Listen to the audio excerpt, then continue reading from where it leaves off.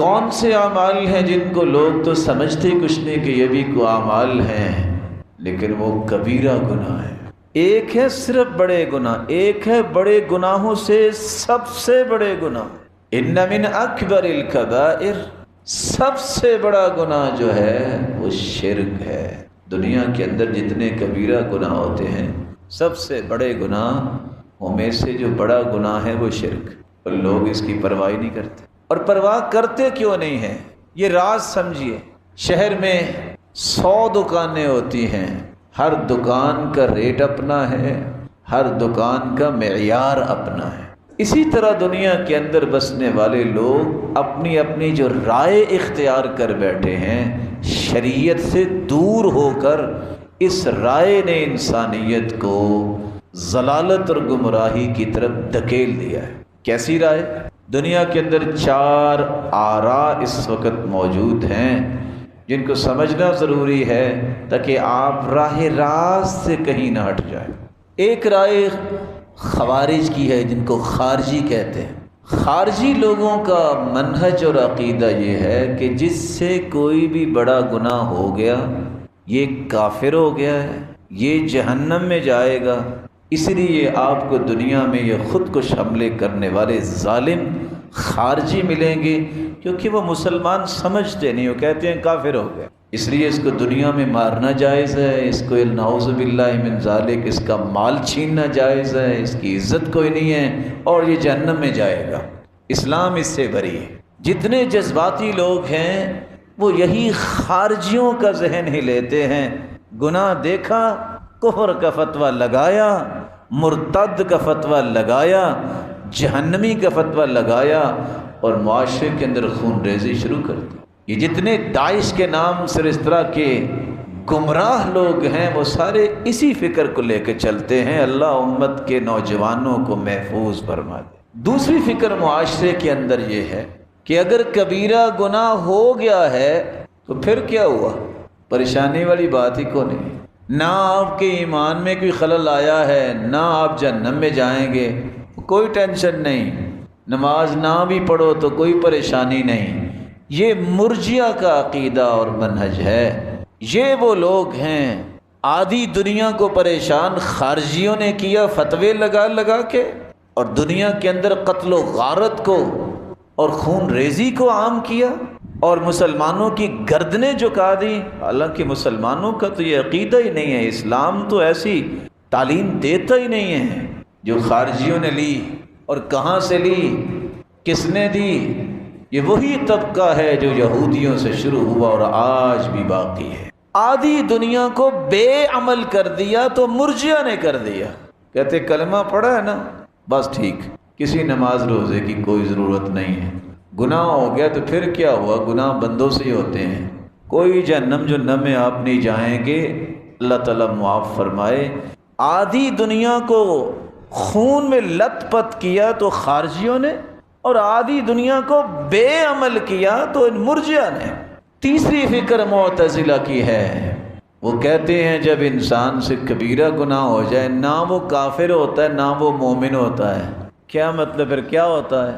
بے وقوف انسانوں، یہ بھی کوئی دنیا کا کوئی فتویٰ ہے کہ نہ تم مومن ہو نہ تم کافر ہو؟ کیا ہو پھر؟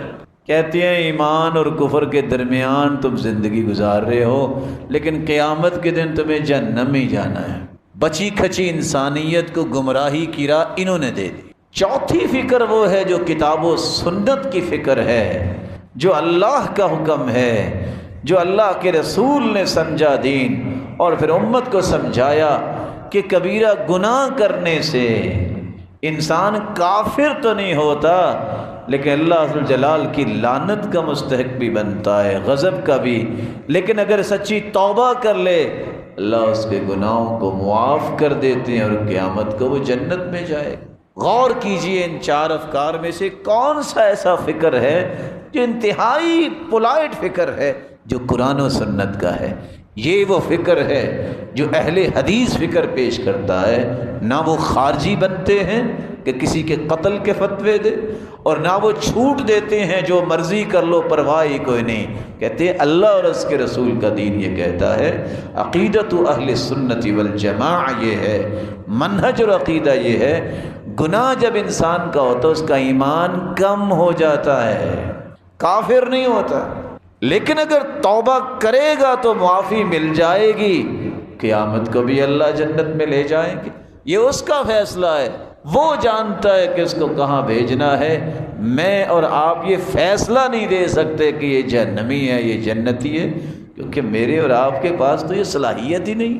تو دوسری بات جو آپ نے سمجھی، کبیرہ گناہ کے نتائج کے حوالے سے ان 4 فکروں میں سے آپ چوتھی فکر کو اختیار کریں جو قرآن و حدیث نے دی ہے۔ بناوٹی فکریں ہمیشہ انسانیت کو غلط راہ پہ لے جاتی ہیں۔ اللہ عز و جلال بے عملی سے بھی بچائے اور معاشرے کی خون ریزی سے بھی بچائے، اللہ معاشرے میں امن قائم فرمائے۔ اور آپ یاد رکھیے گا اپنی بھائی کی بات، دنیا کے کونے کونے میں آپ چلے جائیے، 7.5 ارب لوگوں میں سب سے بہترین رائے جو پیش کرنے والا گروہ ہے وہ گروہ ہوگا جس کا منہج قرآن و سنت ہے۔ کیوں بہترین رائے ہوگی؟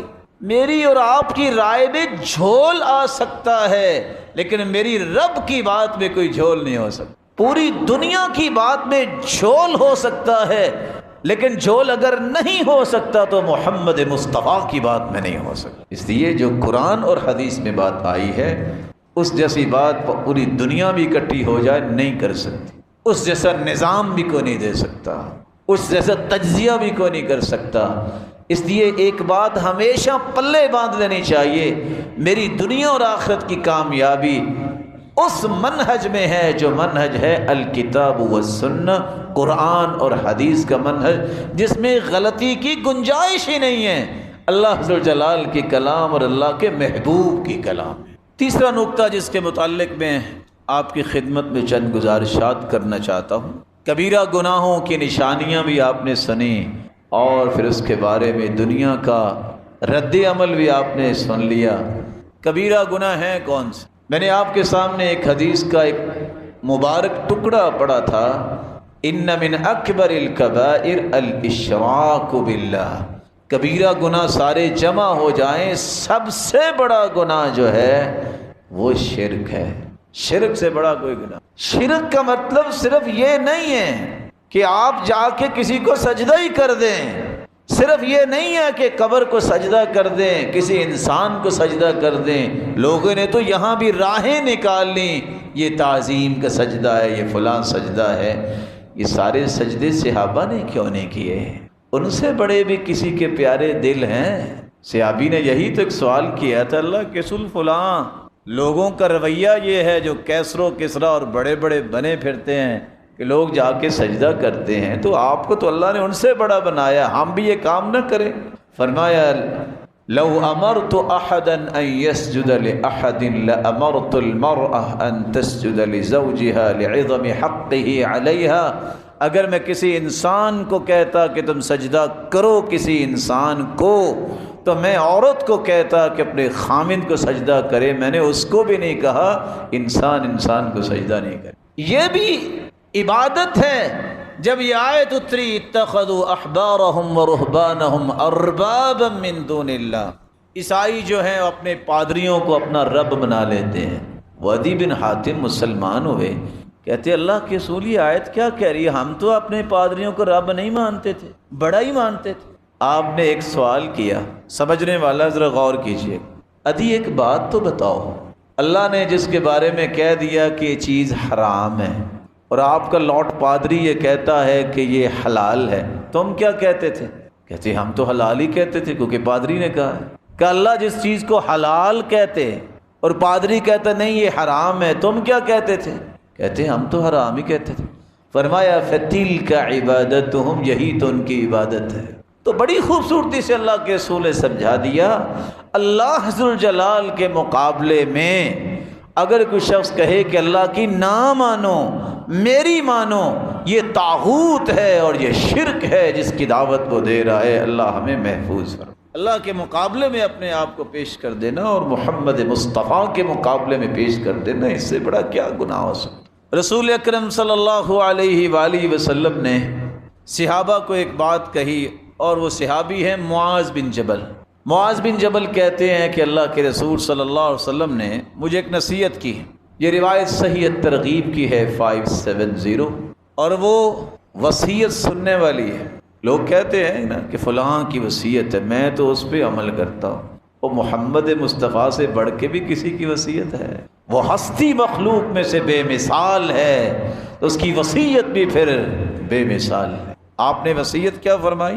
10 چیزوں کی وصیت معاذ بن جبل رضی اللہ تعالیٰ عنہ کو کی۔ پہلی چیز، لا تشرک باللہ شیئا وان قتلت او حرقت۔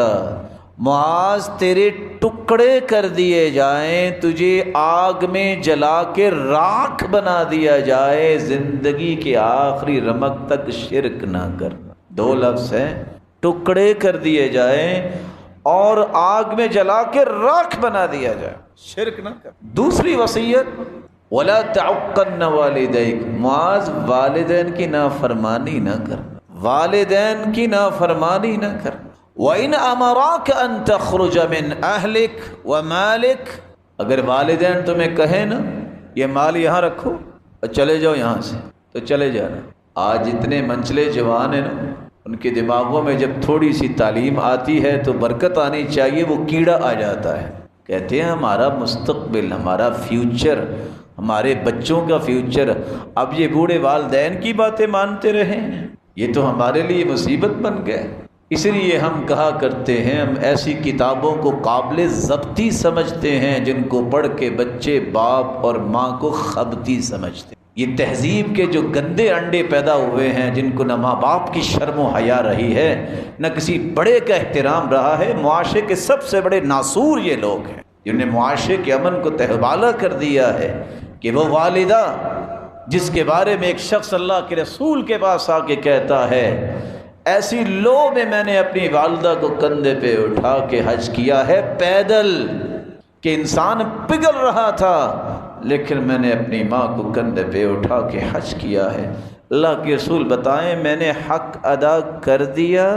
آپ نے جواب دیا، وَلَوْ بِزَفْرَةٍ وَاحِدَةٍ، ماں نے جو تیری ولادت اور تیری پرورش میں تکلیفیں اٹھائی ہیں، تم ایک تکلیف کا بھی بدلہ نہیں چکا سکے۔ لیکن یہ باتیں ڈائجسٹ پڑھنے سے تو نہیں آتی ہیں، یہ باتیں تو قرآن و حدیث پڑھنے سے سمجھ آتی ہیں، جس کے قریب نوجوان جانے سے آج کل گریزاں ہیں کہ چھوڑو جی یہ تو مسیطڑوں کی باتیں ہیں، اب ہمیں اپنے فیوچر کو بلڈ کرنا ہے۔ کیا بلڈ کرتے ہیں وہ آپ کے سامنے۔ میرے صحابی، ایک شرک نہ کرنا، ایک والدین کی نافرمانی نہ کرنا۔ تیسری وصیت، وَلَا تَتْرُكَنَّ صَلَاةً مُتَعَمِّدًا، میرے صحابی نماز نہ چھوڑنا۔ دوسری روایت میں آتا ہے مَن تَرَكَ الصَّلَاةَ مُتَعَمِّدًا فَقَدْ كَفَرَ، جو جان بوجھ کر نماز کو چھوڑ دیتا وہ تو کافر ہو جاتا۔ تیسری وصیت، نماز فرض نہ چھوڑ۔ رسول اکرم صلی اللہ علیہ وآلہ وسلم نے ساتھ یہ بھی فرمایا، صرف کفر کی بات نہیں کی، فرمایا فَقَدْ بَرِئَتْ مِنْهُ ذِمَّةُ اللَّهِ، اللہ اس بندے سے بری ہے جو نماز نہیں پڑھتا۔ اور آپ یہ باتیں سن چکے ہیں کہ بے نماز اگر نماز نہیں پڑھنا مر جاتا ہے، توبہ نہیں کرتا، کہتا ہے ضرورت ہی کو نہیں ہے نماز کی۔ اگر ایسا بندہ فوت ہو جائے تو کتابیں کیا کہتی ہیں بول کے، لا یغسل، اس کو غسل کی ضرورت نہیں، اسے غسل نہ دیا جائے، ولا یکفن، اسے کفن نہ دیا جائے، ولا یصلی علیہ، اس کی نماز جنازہ نہ پڑھی جائے، ولا یدعى له بالمغفرہ، اس کی بخشش کی دعا نہ کی جائے، ولا يدفن فی مقابر المسلمین، اسے مسلمانوں کے قبرستان میں دفنایا نہ جائے، اور اگر اس کی اولاد ہے تو وہ اس کی وارث نہیں بن سکتی۔ لا يرث المسلم الکافر ولا الکافر المسلم، مسلمان کافر کا وارث نہیں بن سکتا، کافر مسلمان کا وارث نہیں بن سکتا۔ تو آپ صلی اللہ علیہ وسلم نے ایک شرک کی وصیت کی کہ یہ نہ کرنا، دوسرا فرض نماز نہ چھوڑنا، تیسرا والدین کی نافرمانی نہ کرنا، اور چوتھی بات وَلَا تَشْرَبَنَّ خَمْرًا، میرے صحابی معاذ زندگی میں شراب نہ پینا۔ کیوں؟ فَإِنَّهُ رَأْسُ كُلِّ فَاحِشَةٍ، یہ ہر فحاشی اور یعنی کی جڑ ہے۔ اور آپ نے یہ بھی فرمایا ام الخبائث، یہ ہر خباثت کی ماں ہے۔ شراب پینے سے نہ احساس یہ رہتا ہے کہ ماں کون ہے میری خالہ کون ہے، بہن کون ہے۔ اسی سیدنا ابوبکر کہا کرتے تھے میں نے اسلام سے پہلے بھی شراب کو ہاتھ نہیں لگایا۔ وَلَا تَشْرَبَنَّ خَمْرًا، شراب نہ پینا۔ اور حدیث کہتی ہے جو شراب پیتا ہے اس کو 40 کوڑے لگاؤ۔ جو ایک گلاس شراب پیتا ہے 40 دن اس کی عبادت قبول نہیں ہوتی۔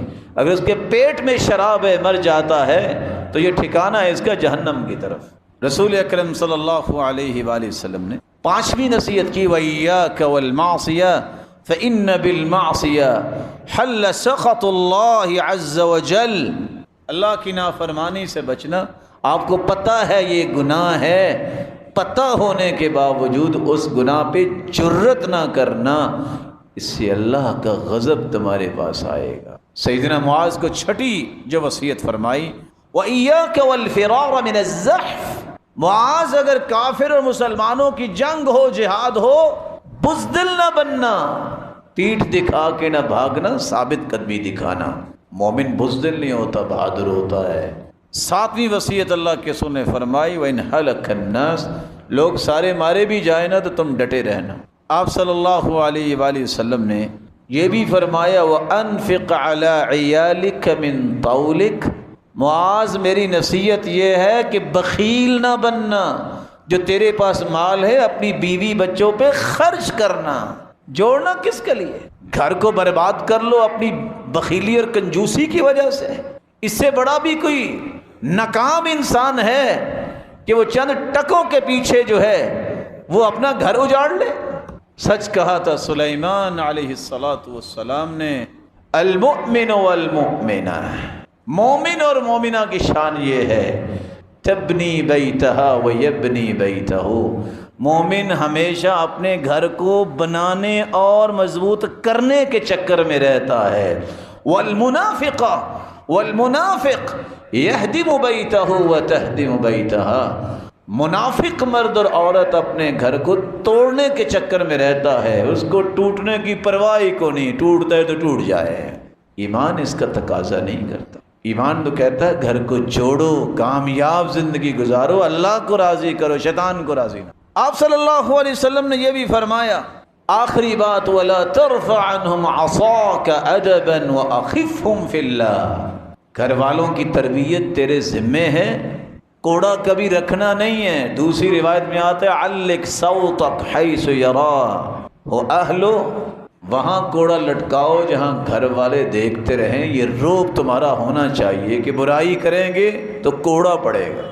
یہی وجہ ہے کہ جب سے ان باتوں کو تشدد کہا جانے لگا اس وقت سے استاد نہر میں الٹا لٹکا نظر آتا ہے، اور ظالم تلمیذ جو ہیں شاگرد ان کو پرواہ نہیں ہوتی۔ جب سے ان باتوں کو کہا یہ تو اخلاقیات کے خلاف ہیں، جاہلوں نے کہنا شروع کیا، نتیجتاً باپ بھی بات کرتا ڈرتا ہے، ماں روتی تو ہے لیکن کچھ کہہ نہیں سکتی کہ بچہ آگے سے تھپڑ مارے گا اور جو چاہے کرے گا۔ یہ شریعت کا مزاج نہیں۔ شریعت تو کہتی ہے لا یقاد الوالد بولدی، باپ اگر بچے کو قتل کر دے اس سے قصاص نہیں لیا جائے گا۔ سبب کیا ہے؟ باپ بیٹے کو قتل کرتا ہی نہیں ہے، یہ ظالم اولادیں ہی ہوتی ہیں جو والدین کو مارتی ہیں، جان چھوٹے اور ہم وراثت کے مالک بنے۔ شریعت نے تو یہ کہہ دی وَأَخِفْهُمْ فِي اللَّهِ، بیوی بچوں کو اگر ڈرانا ہے تو اللہ سے ڈراؤ۔ ڈرانے کا یہ نہیں ہے کہ اگر تم فلاں کے گھر میں چلی گئی نا اپنی بہن کے، اور فلاں اپنی ماں اور باپ کے بھائی کے، تو تمہیں طلاق ہے۔ یہ کوئی ڈر کا اصول نہیں ہے۔ ڈرانا ہے تو اللہ کے بارے میں ڈراؤ کہ یہ کرنا گناہ ہے، کہیں اللہ کا عذاب نہ آ جائے، یہ کرنے سے اللہ ناراض ہوتا ہے، یہ کرنے سے اللہ کا غضب آ جائے گا، یہ کرنے سے اللہ ذوالجلال رحمتیں روک لے گا۔ وَأَخِفْهُمْ فِي اللَّهِ، اللہ کے بارے میں گھر والوں کو ڈراؤ۔ اللہ ذوالجلال ان 10 نصیحتوں کو سمجھنے اور اس کے مطابق عمل کرنے کی توفیق عطا فرمائے۔ تو کبیرہ گناہوں میں سب سے بڑا گناہ شرک ہے، اور آپ نے نصیحت بھی سن لی۔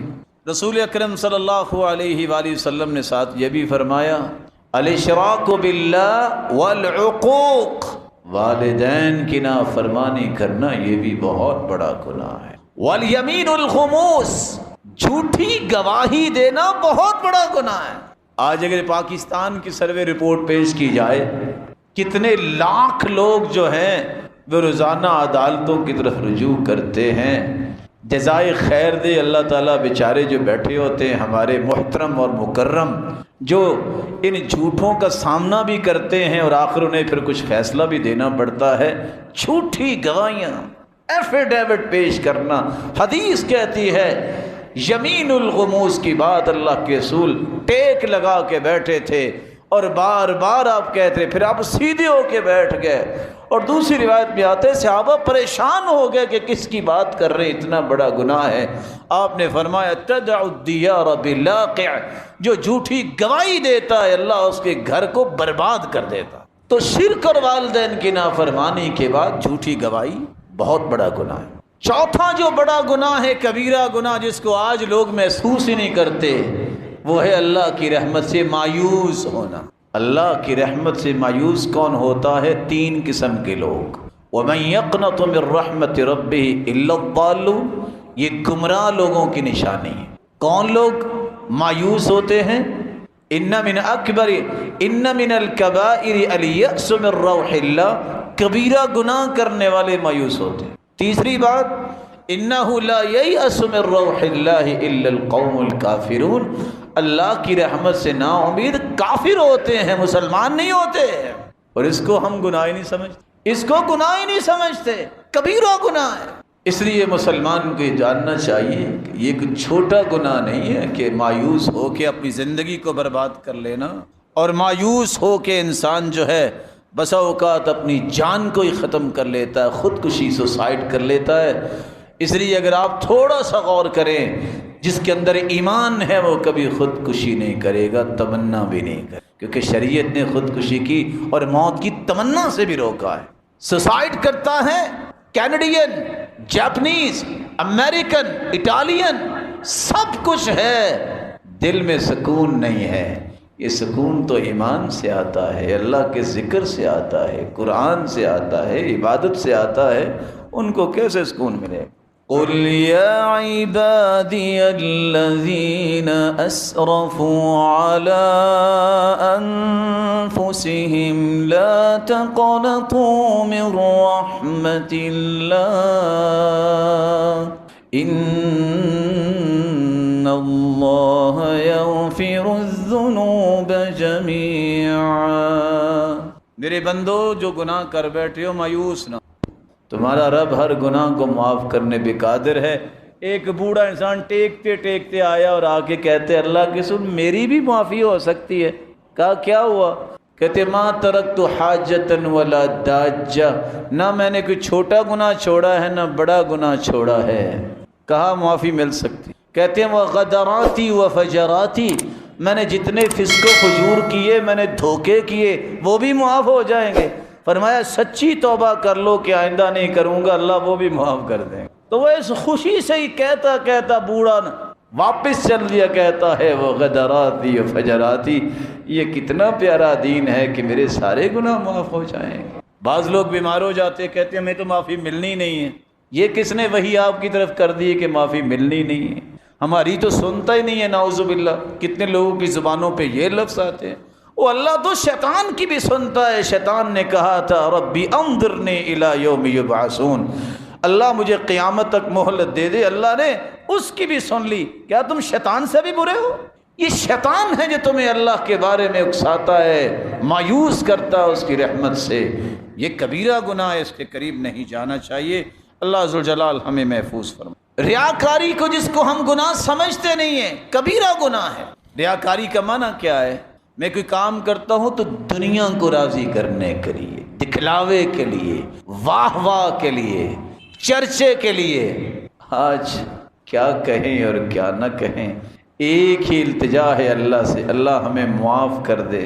دور ہی ایسا ہے۔ کسی نے صابن کی چکی کسی بیچارے کو دینی ہوتی، کہتے پہلے پکچر اترواؤ تو پھر آپ کو یہ 20 روپے کی چکی دیں گے۔ کسی نے گٹر کا افتتاح کرنا ہوتا ہے، اکرمکم اللہ، اللہ آپ سب کو عزتیں دے، وہ کہتے ہیں اس کی بھی پکچر اتارو۔ اور کتنے اللہ کے گھر میں کھڑے ہوتے ہیں اور ساتھی کو کہتے ہیں پکچر اتارو، خود ہاتھ اٹھاتے، دعا نہیں مانگ رہے ہوتے۔ کذاب، جھوٹے انسان، لوگوں کو دکھانے کے لیے کہ میں بیت اللہ میں دعا کر رہا ہوں۔ تمہارا رب تو دیکھ رہا ہے نا، تم دعا نہیں کر لے، پکچر کے لیے ہاتھ اٹھائے، کچھ تو اللہ کا خوف کر لو، اس سے بڑی جگہ تو کوئی نہیں ہے۔ وہ بیت اللہ کا طواف کرتے، ایک شخص جو ہے وہ ایک چلتے چلتے ساتھ لگا تو عورت نے آگے سے شعر پڑھ کے کہے، ساری زندگی کے گناہوں کو دھونے کے لیے تو یہاں آئے، تم یہاں آ کے بھی گناہ کی اگر نیت کرو گے تو دھلانے کے لیے کہاں جاؤ گے، اور جگہ کون سی؟ رسول اکرم صلی اللہ علیہ وسلم نے فرمایا، جو دنیا میں اس لیے نمازیں پڑھتا ہے کہ لوگ راضی ہوں، لوگ جو ہے ان میں چرچا ہو، اللہ قیامت کو اپنی مبارک پنڈلی سے نور کے پردے ہٹائیں گے، سارے مومن اور مومنہ عورتیں سجدے میں چلی جائیں گی، رہ جائیں گے تو ریاکار رہ جائیں گے، یہ جھکنا تو چاہیں گے لیکن جھک نہیں پائیں گے، فَيَعُودُ ظَهْرُهُ طَبَقًا وَاحِدًا، ان کی کمر تخت بن جائے گی، خر علی قفا، گدی کے بل گر جائیں گے، پچھلی طرف گر جائیں گے، سجدہ نہیں کر پائیں گے، پوری کائنات کے سامنے یہ ذلت۔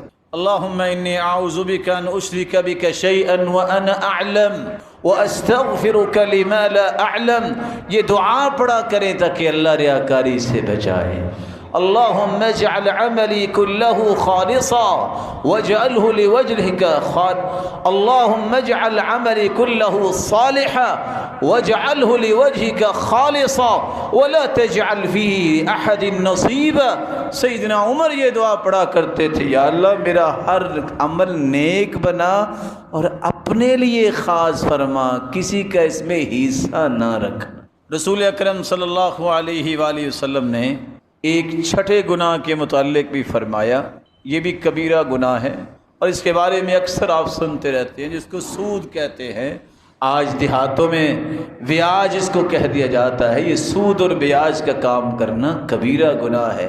درہم و ربا اشد من 36 زنیہ، 36 مرتبہ بدکاری کرنے کا جتنا گناہ ہے اس سے زیادہ گناہ ایک درہم سود کھانے کا گناہ ہے۔ لعن اللہ آکل الربا وموکلہ وشاہدی وکاتبہ، لعنت سود کھانے والے پر بھی، کھلانے والے پر بھی، گواہ ایز اے وٹنس جو پیش ہوتا ہے، ایک دو لوگ، اور ڈرافٹنگ کرنے والا، کتابت کرنے والا۔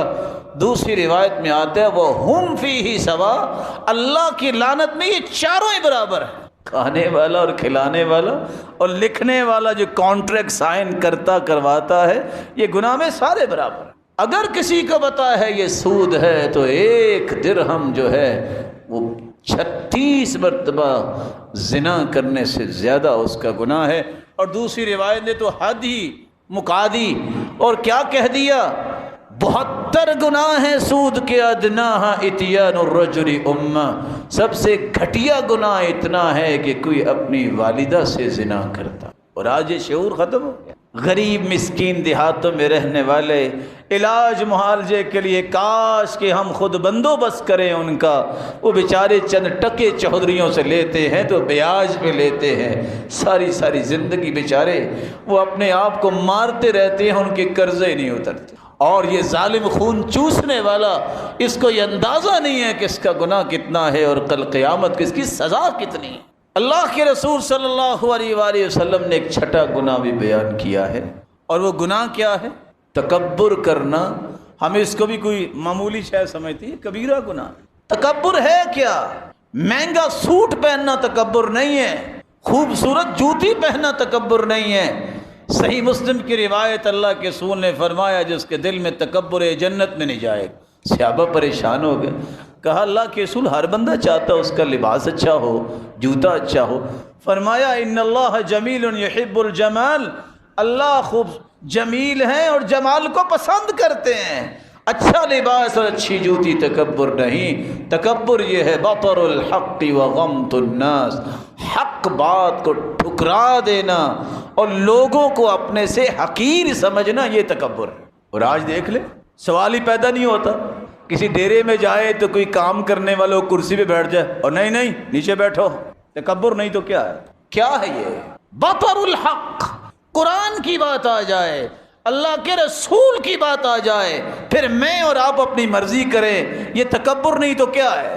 ہم نے ٹھکرایا، میں نہیں مانتا اس کو۔ اللہ ایسے الفاظ سے بھی ہمیں محفوظ رکھے۔ حدیث میں آتا ہے جتنے تکبر کرنے والے ہیں، یحشر المتکبرون یوم القیامت کامثال الزر، اللہ چیونٹیاں ان کو بنائیں گے قیامت کے دن، پوری کائنات ان کو راندتی گزرے گی۔ جتنے تکبر کرنے والے ہیں، بازو کھول کے چلنے والے ہیں، حدیث میں آتا ہے اذا مشت امتی مطیطا، میری امت کے لوگ جب بازو کھول کھول کے چلیں گے اکڑ کے، اللہ ایسی قوم پہ پھر عذاب کیا دیں گے، نیک لوگوں پہ برے لوگ مسلط کر دیے جائیں گے۔ اللہ ہمیں محفوظ۔ ظلم و زیادتی کرنا بھی کبیرہ گناہ ہے، ان میں قتل و غارت تک بات پہنچ جاتی ہے، آج کسی کی جان کی کوئی قیمت نہیں رہی۔